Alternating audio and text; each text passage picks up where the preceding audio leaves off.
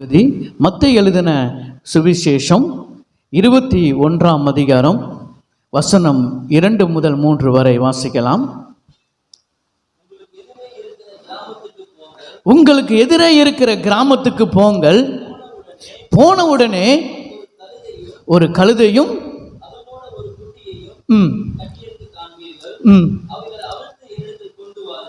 ஆமென். 3வது வசனம்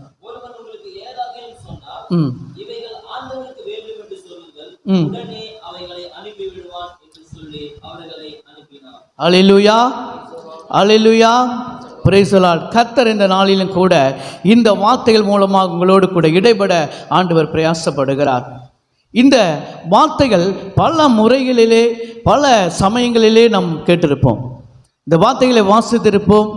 இந்த சம்பவங்களை நாம் அடிக்கடி எப்போ அதை அதிகமாய் நாம் தியானிப்போம் என்றால், ஆண்டவருடைய அந்த பெரிய வெள்ளிக்கிழமை குட் ஃப்ரைடேக்கு முந்தின வாரத்தில் நடக்கிற அந்த ஆராதனை, குருத்தலை ஞாயிறு ஆராதனையிலே இப்படி இந்த சம்பவத்தை வைத்து நிறைய செய்திகளை நாம் கேட்டிருப்போம். குருத்தோலை ஞாயிறை குறித்ததான இது ஒரு வாரமாய் அனுசரித்து கொண்டு உலகம் முழுவதும் அந்த நாட்களிலே இந்த வசனங்களை எடுத்து தான் பேசிக்கொண்டு இருப்பார்கள். ஆனால் இன்னைக்கு ஆண்டவர் உங்கள் மத்தியிலே ஒரு காரியத்தை உங்கள் மத்தியிலே வெளிப்படுத்தும்படியாக, ஒரு காரியத்தை உங்கள் மத்தியிலே பேசும்படியாக தேவன் விரும்புகிறார். அந்த வசனம் என்ன சொல்கிறது? உங்களுக்கு எதிரே இருக்கிற கிராமத்துக்கு போங்க, போனவுடனே அங்கே ஒரு கழுதையும் அதனோடு ஒரு குட்டியும் கட்டியிருக்கிறதை காண்பீர்கள். அதே லூக்கா எழுதுகிறார் 29 31 வரைக்கும் வாசித்து பார்த்தா, ஒருவரும் ஒரு காலமும் ஏறிராத கழுதை என்று போடப்பட்டிருக்கும். வசனம் தெளிவாய் நமக்கு சொல்லுகிறது, உங்களுக்கு எதிரே இருக்கிற ஒரு கிராமம். சீசர்களை பார்த்து ஆண்டவர் ஒரு காரியத்தை சொல்லுகிறார், நீங்கள் போங்க, உங்களுக்கு எதிரே இருக்கிற ஒரு கிராமத்துக்கு போங்க, போன உடனே அங்கே ஒரு கழுதை கட்டியிருக்கிறதை காண்பீர்கள். அந்த கழுதையும் அதோட கூட அந்த குட்டியும் இருக்கும், அதை அவிழ்த்து கொண்டு வாங்க, ஏதாவது கேட்டால் அது ஆண்டவருக்கு வேண்டும் என்று மட்டும் சொல்லிடுங்கள் என்று சொன்னார். இன்னைக்கு அருமையான விஸ்வவாணி ஊழியத்தோடைய காரியங்கள் எல்லாம் நம்ம பார்த்தோம். எதற்கு அவர்கள் செய்கிறார்கள்? ஏன் அவர்கள் செய்ய வேண்டும்? ஐயாவுக்கு ஏன் அந்த பாரத்தை தேவன் கொடுக்கணும்? இன்னைக்கு ஏன் அந்த பாரம் கிறிஸ்தவர்கள் மத்தியிலே, ஊழியர்கள் மத்தியிலே இன்னைக்கு பாரப்பட்டு ஜெபித்து கொண்டு இருக்கிறார்கள்? இப்படிப்பட்ட மிஷனரிகள் எழும்பிக் கொண்டு இருக்கிறார்கள். அதுமாதிரி பிரதர் சொன்னாங்க, 200 மிஷனரிக்கு மேலாக எப்பயோ 10 வருஷத்துக்கு முன்னாடியே அதோடைய டேட்டா சொன்னாங்க. இன்னைக்கு சுவிசேஷ ஊழியங்கள், சுதேச ஊழியங்கள், மிஷனரி ஸ்தாபனங்கள் இன்னைக்கு நிறைய பெருகி கொண்டே இருக்கிறது. உண்மைதான். இன்னைக்கு ஆலயங்கள்லாம் தெருவுக்கு தெருவு ஆலயங்கள்லாம் பெருகி கொண்டே இருக்கிறது. ஏன் இதை செய்ய வேண்டும்? வேற வேலை இல்லாமல் தான் இந்த வேலைக்கு வந்துட்டாங்கன்னு நினைக்கிறீங்களா? உலகத்தில் வேற வேலையே இல்லை, அதனால தான் இப்படிப்பட்ட காரியத்துக்கு வந்துட்டான்னு நினைக்கிறீமா? இல்லை. அன்னைக்கு ஆத்துமா பாரத்தை தேவன் ஏன் கொடுக்கணும்? ஏன்னா கட்டப்பட்ட ஜனங்கள், கட்டப்பட்ட கழுதை, இன்னைக்கு ஏராளமான கட்டப்பட்ட கழுதை இருக்கிறது. சீசர்களை பார்த்து ஆண்டவர் சொல்லுகிறார், 2 சீசர்களை தான் தெரிந்து கொள்கிறார், அதிகமான ஆளை தெரிந்து கொள்ளலை. நான் வட இந்தியாவுக்கு போகும்பொழுது நான் நிறைய காரியங்களை அனுபவப்பட்டு இருக்கிறேன். அப்போ நினைப்பேன், அப்போ இந்த வசனத்தை வாசிக்கும் போது தான் ஆண்டவர் ஒரு காரியத்தை எனக்கு தெளிவுபடுத்தினார்.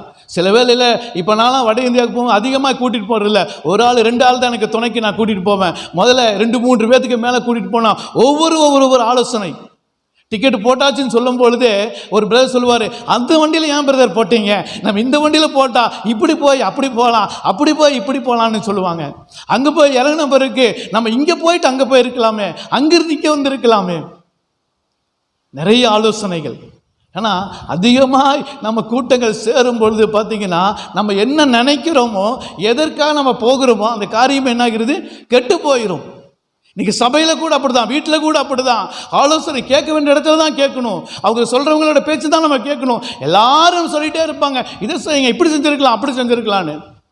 ஆனால் செயல்பாட்டில் யாருமே என்ன பண்ண மாட்டாங்க, இருக்க மாட்டார்கள், கூட யாருமே வர மாட்டார்கள். சீசர்களை பார்த்து அன்னைக்கு ஆண்டவருக்கு தெரிஞ்சிருக்குது, 2 பேர்த்துக்கு மேலே 3வது ஆள் பீந்தானா அவருடைய திட்டம், அவருடைய சித்தம், அவர் சொல்கிற காரியத்தை கீழ்ப்படியாமல் போயிருப்பான்னு சொல்லிட்டு அந்த தேவ ஊழியக்காரர்களை பார்த்து தேவன் சொல்லுகிறார், நீங்கள் போய் சீசர்களை பார்த்து சொல்லுகிறார், உங்களுக்கு எதிரே இருக்கிற கிராமத்துக்கு போங்க, போனோன்னையே ஒரு கழுதையை கட்டி இருக்கிறது காண்பீங்க. இன்னைக்கு இந்த நாளில் யோசித்து பாருங்க, ஆண்டவருடைய வார்த்தைக்கு உடனே கீழ்ப்படிந்தாங்க. ஒரு சின்ன ஒரு வேடிக்கையான ஒரு காரியத்தை உங்களுக்கு நான் சொல்லுகிறேன். ஒரு கிராமத்தில் ஒரு சின்ன பையன் அவங்க அம்மாக்கு சொல்கிறதெல்லாம் கீழ்ப்படிந்துட்டு இருந்தான். விளையாண்டு கொண்டு இருக்கிற ஒரு பையனுக்கு அவங்க அம்மா சொன்னாங்க, தம்பி அதிக நேரமாக நீ விளையாண்டே இருக்கிற, உனக்கு உணவு தயாரிக்க வேண்டும், வீட்டில் சில மளிகை பொருளில் சில பொருட்கள் என்னாயிருச்சு பற்றாக்குறையாக இருக்கிறது, நீ சீக்கிரமாக இதை வாங்கி கொடுத்தீங்கன்னா நீ விளையாண்டு வர்றதுக்குள்ளே என்ன பண்ணுவேன், உனக்கு ஏற்றதான ஆகாரத்தை நான் ஆயத்தப்படுத்தி வைத்திருப்பேன்னு சொன்னார். ஆனால் அந்த பையனை சொன்னான், சரி சீக்கிரமாக நானும் வாங்கிட்டு கொடுத்துட்டு திருப்பி நான் விளையாட போகிறேன்னு சொல்லிட்டு என்ன வேணும்னு கேட்டான். அம்மா சொன்னாங்க, தம்பி நீ போய் இந்த 5 ரூபாய் நீ கையில் வச்சுக்கோ, 5 ரூபாய்க்கு நீ என்ன பண்ணணும், போய் கடுகு வாங்கிட்டு வா, இன்னும் ஒரு 5 ரூபாய் தந்தாங்க, இதுக்கு நீ மிளகு வாங்கிட்டு வா, இன்னும் ஒரு 5 ரூபாய் தந்தாங்க, சீரகம் வாங்கிட்டு வான்னு சொன்னாங்க. சரி என்று சொல்லி, இதுதானே இந்த காரியம் தானே, நான் சீக்கிரமாக வாங்கிட்டு என்னுடைய வேலையை என்னுடைய விளையாட்டை நான் தொடருவேன் என்று சொன்னான். என் நண்பரோடு நான் விளையாடுவதை நான் மீண்டுமாய் தொடருவேன் என்று சொல்லி நினைப்போடு ஓடி போனான். போய் கடையில் போய் நிற்கிறான். முன்னாடி கடைக்காரர் பார்க்குறான்.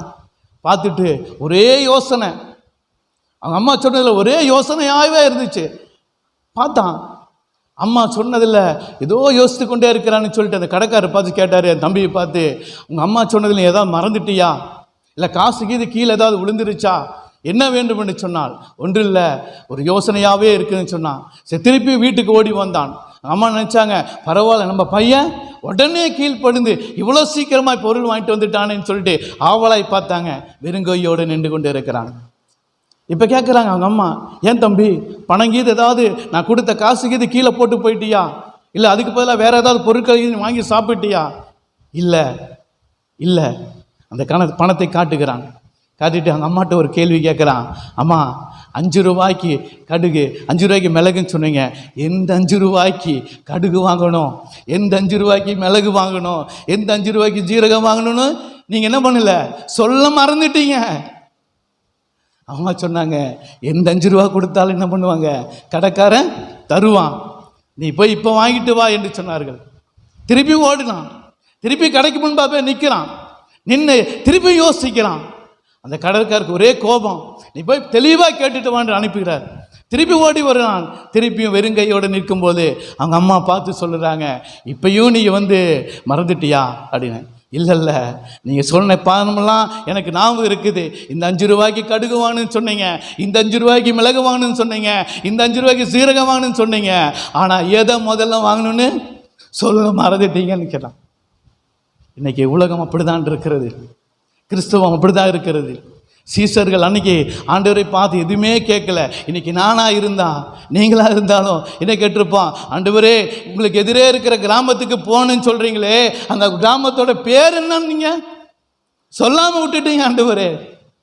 சரி நான் கிராமத்தோட பேர் கூட தெரிஞ்சுக்கிட்டேன், எந்த வீதிக்கு போகணும், முதல் வீதிக்கு போகணுமா, 2வது வீதிக்கு போகணுமா, 3வது வீதிக்கு போகணுமான்னு நீங்கள் சொல்ல விட்டுட்டீங்களே, நான் போய் அங்கே எங்கே தொலாவுவேன்? இன்னைக்கு இருக்கிற கிறிஸ்தவர்களுடைய கேள்வியே இதுதான். எல்லாத்துக்கும் பதில், எல்லாத்துக்கும் கேள்வி, எல்லாத்துக்கும் ஒரு சாக்கு போக்குகள். ஒரு சம்பவம் எனக்கு ஞாபகத்து வருது. அருமையான தம்பி தான் கடந்த ஒரு 2 வருஷத்துக்கு முன்னாடி நினைக்கிறேன், ஒரு வீட்டுக்கு ப்ரேயருக்கு, அண்ணா நீங்கள் அந்த வீட்டுக்கு போய் கொஞ்சம் ப்ரேயர் பண்ணிட்டு வாங்கினா ஒரு தம்பி ரொம்ப ஒரு இக்கட்டான சூழ்நிலை இருக்கிறாருன்னு சொன்னார். ஞாபகம் இருக்கா உங்களுக்கு? போத்தனூரில். அப்போ அந்த வீட்டுக்கு அந்த தம்பியை பார்க்கறதுக்காக போனோம். நீங்கள் நிறைய டைம் போய் ஜெபம் பண்ணியிருக்கீங்க. போனால் அந்த தம்பி நல்லா படிச்சிருக்கிறார், கல்யாணம் ஆன தம்பி தான். நைட்டு நாங்கள் 11 மணிக்கு போனோம். நான் என்னுடைய மனைவி அப்புறம் என்னுடைய டீமில் இருக்கிற ஒரு தம்பி, அவங்கள போய் முன்னாடி போய் ஜெபம் பண்ண சொன்னேன். போனோம். எவ்வளோ நேரம்னாலும் நீங்கள் வந்துட்டு தான் போகணுன்னு சொன்னாங்க. சரி நைட்டு 11:30 இருக்கும். போனோம். போய் அந்த தம்பிக்கிட்ட பேச்சு கொடுத்தோம். நல்லா படிச்சிருக்கிற தம்பி தான், ஐடி ஃபீல்டெல்லாம் இருக்கார், ஒரே பையன். அவர் என்ன கேள்வி கேட்குறாருன்னா, நீங்கள் இயேசு கிறிஸ்துவை மட்டும்தான் நீங்கள் தெரிஞ்சு வச்சுட்டு நீங்கள் சொல்கிறீங்க அவர் தான் எல்லாம், எனக்கு பைபிளில் A to Z எல்லாமே தெரியும்.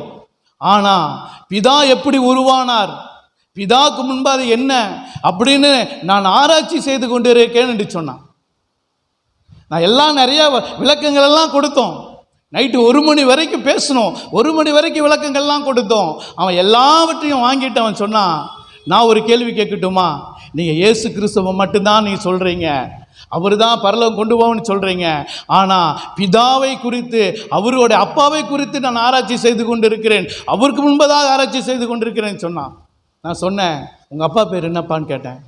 கரெக்டாக சொன்னான். உங்கள் தாத்தா பேர் என்ன சொன்னான். உங்கள் தாத்தாவோட தாத்தா பேர் என்னன்னு கேட்டேன். சரி, 10 தலைமுறைக்கு முன்னாடி இருக்கிற உங்களுடைய அப்பாவுடைய அம்மாவுடைய அவங்களுடைய தாத்தாவோடைய தாத்தா பாட்டியோடைய பேர் உன்னால் சொல்ல முடியுமான்னு கேட்டேன். யோசித்தான். ஆண்டவர் சொன்னார், இதெல்லாம் என்னது? திருந்தாத ஜென்மங்கள். அதிக படிப்பு உடலுக்கு இளைப்பு. அதனால் நல்லா படித்தவன்லாம் இன்னைக்கு என்ன கிறிஸ்துவை அறிந்து கொள்வதில்லை, கேள்வி மேலே கேள்வி கேட்டுக்கொண்டு இருக்கிறார்கள். இன்னைக்கு எது கேட்டாலும் வேதத்தின் சத்தியத்தை பிரகாரம் இதுதான் சத்தியம்னா வேதத்தில் இது சொல்லப்பட்டு இருக்கிறதா, இப்படி சொல்லப்பட்டு இருக்கிறதா, இப்படியெல்லாம் நம்ம செய்யணும்னு ஏதாவது கட்டளை கொடுத்துருக்கிறாங்களா? கேள்விகள். அன்றைக்கி சீசர்கள் எந்த கேள்வியுமே கேட்கல. போய் அந்த கழுதை அவிழ்த்துட்டு வான்னு சொன்னாங்க, அவிழ்த்துட்டு வந்தாங்க. இன்னைக்கு நீங்கள் நான் அந்த காரியம் செய்திருப்போமா? எந்த தெருவில் ஆண்டவர்? சரி, அதெல்லாம் கூட பரவாயில்ல. இன்னொரு கேள்வி ஆண்டவர் பார்த்து கேட்டிருப்போம். என்ன தெரியுமா? அந்த கழுதையை கட்டி வைத்திருக்கிற கயிறு என்ன கலர்லையாச்சும் இருக்கும், அதாச்சும் சொல்லிடுங்க ஆண்டவர், அப்படியாச்சும் நான் ஈஸியாக இது ஒன்று. அப்படியான வாழ்க்கை தான் இன்னைக்கு கிறிஸ்தவம் வாழ்ந்து கொண்டு இருக்கிறது. கடைசி நாட்களிலே இப்படிப்பட்டதான காரியத்தில் தான் இருக்கும். எல்லாம் தெரிஞ்சிருக்குதுன்னு சொல்லிட்டு, வேத அறிவில் எல்லாமே நாம் அறிந்திருக்கிறோன்னு சொல்லிட்டு கேள்வி மேலே கேள்வி கேட்டு நம்மளை நாமளே தேவ சமூகத்திலிருந்து இறக்கி வைத்து கொண்டு இருக்கிறோம். இன்னைக்கு தேவன் கோபப்படாத தேவனாக தான் இருக்கிறார், அன்பு செலுத்துகிற தேவனாக இருக்கிறார். அதே அன்புள்ள தேவனாய் கடைசி வரைக்கும் இருப்பார். அல்ல, ஒரு நாள் நீதிபரராய் வருவார், நியாயாதிபதிவார் நிற்பார். எல்லா காரியத்துக்கும் ஒரு முடிவு இருக்கு. இன்னைக்கு அந்த கிராமத்தில் போய் அந்த சீசர்கள் என்ன பண்ணாங்க? கழுதையை அவிழ்த்து கொண்டு வந்தார்கள். இன்னைக்கு மிஷினரி பணி அதுதான். வட இந்தியாவில் அதுதான் நடந்து கொண்டு இருக்கிறது. கட்டப்பட்ட ஜனங்களை அவிழ்த்து கொண்டு வருவது தான் அவளுடைய பணியாக இருக்கிறது. ஒருவேளை அந்த பணியை செய்யும் பொழுது இடையூறுகள் வரும். இங்கே சீசர்களுக்கு வந்துச்சு. ஆண்டவர் அது முன்னாடியே சொன்னார். என்ன சொன்னார்? நீ இதை அவிழ்க்கும் பொழுது கண்டிப்பாக ஒருத்தன் கேள்வி கேட்பான். என்ன கேட்டான்? எதற்கு அவிழ்க்கிறீங்க? ஒரே ஒரு பதில் தான் ஆண்டவர் சொல்ல சொன்னார், இது ஆண்டவருக்கு வேண்டும். இன்னைக்கு இந்த தேசம் நமக்கு ஆண்டவருக்கு வேணுங்க. நம்முடைய அக்கம் பக்கத்தில் இருக்கிற மக்கள் நமக்கு ஆண்டவருக்கு வேணும். இன்னைக்கு எதிர்த்தில் நம்மை மட்டும் பார்த்து கொண்டு இருக்கிறோம். நம்ம மட்டும் ஒரு குறுகிய வட்டத்திற்குள் வாழ்ந்து கொண்டு இருக்கிறோம். நம்ம எதிரே இருக்கிற ஜனங்களை குறித்து ஒரு நாளாவது நம்ம அறிந்திருக்கிறோமோ? ஒரு நாளாவது அவர்களை குறித்து பாரப்பட்டு இருக்கிறோமா? இன்னைக்கு வட இந்தியாவிலே இப்படிப்பட்ட மிஷினரிகள் ஸ்தாபனங்கள் போவதற்கு என்ன காரணம்? இன்னைக்கு இந்தியா தேசத்தில் நம்ம மாநிலத்தில் மட்டும் இருந்திருக்கலாம், தமிழ்நாடு மட்டும் போதுன்னு இருந்திருக்கலாம். ஏன் போகணும்? ஒரு வசதிகள் வாய்ப்புகள் இல்லாத இடம். இன்னைக்கு நான் வட இந்தியாவில் போகும்பொழுது சரியான இடங்களிலே பாதைகள் இல்லை, சரியான இடங்களிலே இருப்பதற்கு இருப்பிடங்கள் இல்லை, மருத்துவ வசதிகள் இல்லை, படிப்பு வசதிகள் இல்லை. இன்னைக்கு நிறைய அங்கெல்லாம் மங்கி போய் இருக்கிறது.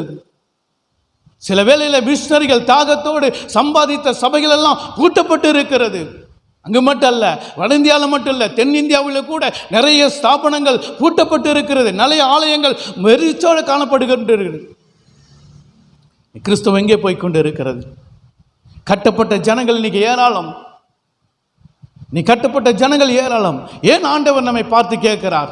வாசிக்கலாம். ஏசாயா மத்தேயு 5:14 சொல்கிறது, நீங்களே இந்த உலகத்திற்கு வெளிச்சமாயிருக்கிறீங்க, உலகத்திற்கு வெளிச்சமாயிருக்கிற நீங்க மலை மேல் இருக்கிற பட்டணத்தை போல இருக்கிறீங்க என்று சொல்லுகிறார்.